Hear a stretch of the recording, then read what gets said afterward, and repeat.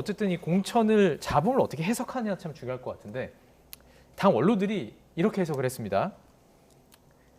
김부겸 정세균 이제 전 국무총리가 이거 이재명 대표가 바로 잡아야 한다. 그러면서 어떤 얘기를 했냐면 객관성이 훼손되고 있다는 것이고 바로 잡아야 한다. 그러면서 작은 이익을 내려놔라 이런 얘기를 했어요.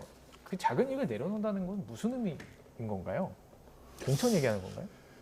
그런 뜻으로 읽히긴 합니다. 네. 어쨌든 뭐 공관위가 이 공천 과정의 절차를 주도는 하고 있고 그게 시스템 공천이긴 하지만 네. 최종적인 공천권은 이재명 대표에게 있습니다. 예. 그렇기 때문에 직간접적으로 영향을 미친 것이고 그 과정에서의 갈등이 나온 게 아니냐. 그 결과적으로 그것 때문에 사실 최근에 여론조사에서 지지율 취에 약간의 변화가 생기고 위기론이 확대되고 있는 현실을 당연히 언론들은 걱정하실 수밖에 없는 거죠. 네. 그러니까 이제 그런 측면에 있어서 사실은 지금 진행되는 과정을 당의 어떤 지도부의 공식적인 입장도 그렇고 이게 어떤 뭐 실제 비판하는 분들의 지적처럼 어떤 사천이다 이렇게까지 해석되기는 어렵다고 하면 이 결과를 되돌리기는 어렵습니다. 네. 그리고 당사자가 되신 의원들께서도 경선을 통해서 극복해내겠다라는 입장을 밝히고 있는 상황이기 때문에 공천 과정을 어떻게 다시 손대기는 어렵지만 이재명 대표가 이제 어쨌든 이런 갈등이 촉발된 데 있어서는 이재명 대표가 공천권을 행사하는 데 있어서 문제가 아니냐라는 문제가 나오고 있기 때문에 그런 부분들을 책임 있게 수습하고 뭐 책임지는 모습을 보여서 그게 사실이 아니라면 아닌 대로 만약에 일부의 뭐 문제의 소지가 있었다면 그거는 그것대로 해서 당의 논란과 지금 혼란을 빨리 수습하고 총선 체제로 가야 되는 거 아니냐 이런 뭐 걱정을 하시는 것 같습니다. 그러니까 이 문제를 해결할 사람이 이제 이재명 대표라는 의미인데 문재인 정부 청와대 정무수석을 지낸 이철희 전 의원 민주당의 공천 자금을 끝낼 카드 역시 이재명 대표에게 달려 있다고 말했는데요.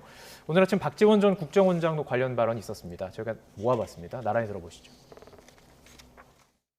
이선 후퇴는 의미가 없어서 이선 후퇴는 생각도 하나 없으신 것 같기도 하고 저는 뭐 그건 지금 별로 의미가 없는 것 같고 총선 불출마라는 카드가 남아 있죠. 거기에 더해서 최고위원 몇 분들이 더하면 또는 공천을 지금 주도하고 있는 몇 사람들이 나도 그러면 안 하겠다라고 하면 그럼 민주당이 살겠죠.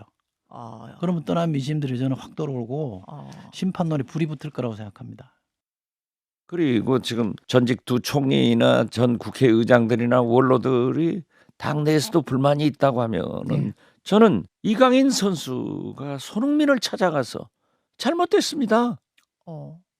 그러니까 또 손흥민이 딱 껴안아 주잖아요. 그래서 저는 이재명 대표가 빨리 나서서 수습을 해야 된다. 부당한 것은 부당한 대로 재심을 받아서 국민이 납득하는 민심이 납득하는 그런 일을 해줘라 이거죠. 예를 들면은 자 박용진이나 김한정이나 윤양찬이나 국민이 모두가 인정하는 사람들을 그렇게 했다고 하면은 어떤 기준으로 했으면 정치적 판단을 한번 해봐라 이거죠. 네, 오늘 저희가 이제 전국 출연하기 전에 이제 축구 얘기도 한참 했었는데 박 전 원장도 축구를 즐겨 보시는 것 같습니다.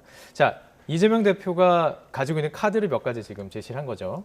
이철희 전 정무수석은 나오지 말아라 불출마 이 카드를 얘기했고.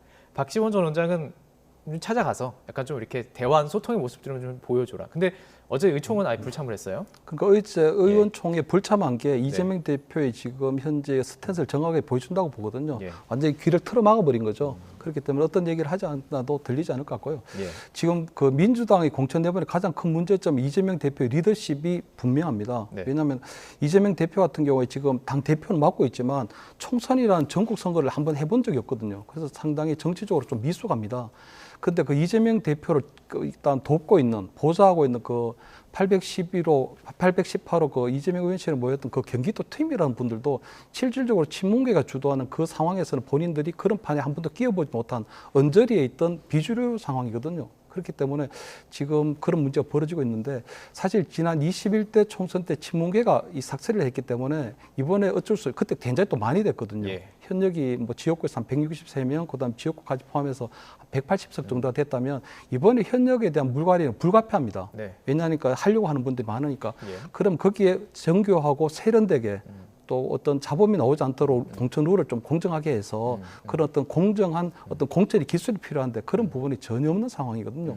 그 두 번째는 이재명 대표가 조금 위기의식을 느끼는 것 같아요. 네. 그건 뭐냐면 원칙과 상식에 속해서 탈당하기로 했던 윤영찬 의원이 잔류를 하면서 네. 그때 나온 이야기가 임종석 전 비서실장이 총선 이후에는 우리가 범친문계가 숫자가 훨씬 많으니 그때 우리가 당권을 찾아오면 된다 하는 이런 신호를 잘못된 신호를 지금 이재명 대표에게 줬거든요. 그러니까 예. 이재명 대표 입장에서 볼 때는 상당히 위기의식을 느낄 수밖에 없고 이번에 어쩔 수 없이 친문과 친명이라는 전면전을 할 수밖에 없다. 이번에 어쨌든 민주당의 주류를 친문에서 친명으로 바꿔야 된다. 그런 강력한 의지를 갖고 있는 것 같거든요. 네. 그렇기 때문에 지금 뭐 문재인 정부 때 일했던 3명의 전직 총리가 1명은 탈당하고 2분은 어제 불공정 공천을 얘기했는데 그런 거에 대해서는 전혀 기틀막으로 해서 아마 본인의 마이웨이 예. 이재명의 어떤 민주당을 만들기 위한 그런 행보를 그냥 계속해 나가지 않을까 이렇게 전망이 됩니다.